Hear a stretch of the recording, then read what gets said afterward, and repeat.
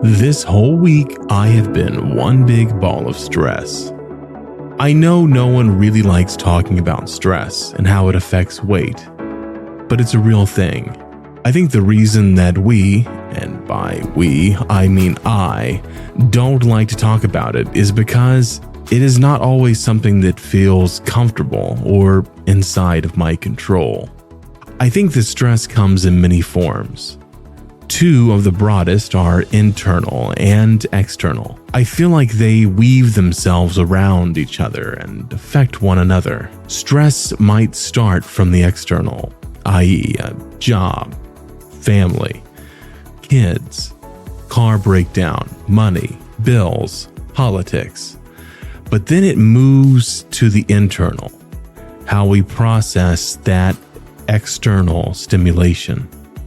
When I was a teenager, I took a test that would tell you the things that you did really well or that a job you might be good at. One of the jobs that was recommended was a video editor or producer. By the job title, in big bold letters, it said, high stress job. My mother was reading over my shoulder at the time and said, "You seem to do very well with high stress situations. It seems like something you might enjoy." I remember from that moment on seeking out high stress jobs and encounters because I am good in high stress situations. The moment that the adrenaline starts to pump, it makes me come alive. It has been one of the things that has defined my career and even my relationships. I have prided myself in the amount of stress that I can take on. When the shit hits the fan, I am the one you want to be there by your side. We're going to get things done quickly and with precision. And like I've said, it's also defined some of the relationships that I have had. I have chosen to keep walking into people's lives when the rest of the world has walked out on them. But what I never really thought about was what it did to me. Stress, as much as it pains me to say it, increases cortisol. It tells my body to go into flight or fight mode.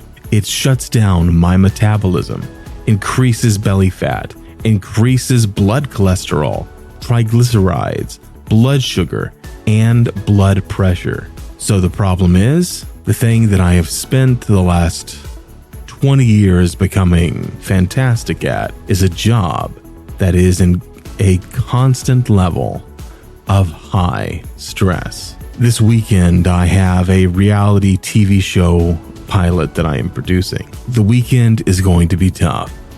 It's Texas, and the temperatures are supposed to be 111 degrees Fahrenheit or around 44 degrees Celsius, with crews chasing around high drama, high stress situations, all while doing interviews on a second crew, doing 16 to 18 hour days. It's going to be absolutely brutal.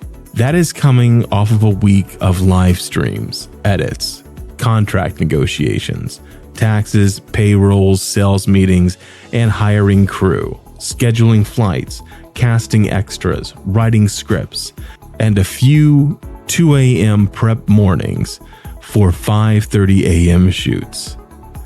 Did I say that my job is sometimes stressful? Here's the part that I'm realizing. There is only so much stress that I can take. I must adjust my pattern to deal with the stress that I put on myself and put my body through. Here's what I'm changing. When I am stressed, I have to listen to my body. This Wednesday, I was supposed to swim at 5 a.m., just like I normally do, but I skipped. Why? Because on Tuesday, I had been up at 2 a.m. for a film shoot at 5:30 a.m. I drove 6 hours that day and did not stop work until 11 p.m. that night. So, when I got up at 4 a.m. to go swimming, I realized this is just going to add more stress to my body because I am not rested. My body needs more sleep than it does to go swimming this morning in order to be healthy. So, I went back to bed for an hour and a half and then went to work. What I have done normally would have been to push through, make my body eat that stress. Don't be lazy. Get up and keep moving. But now, I'm thinking it through a little bit more, choosing tactically what I need to do. I still went swimming this morning at 6 a.m. before the crazy weekend, but I chose to take it easy, not to go so hard. I am prepping my body for what is about to happen. Preparation is over half the job, and so should it be with my body.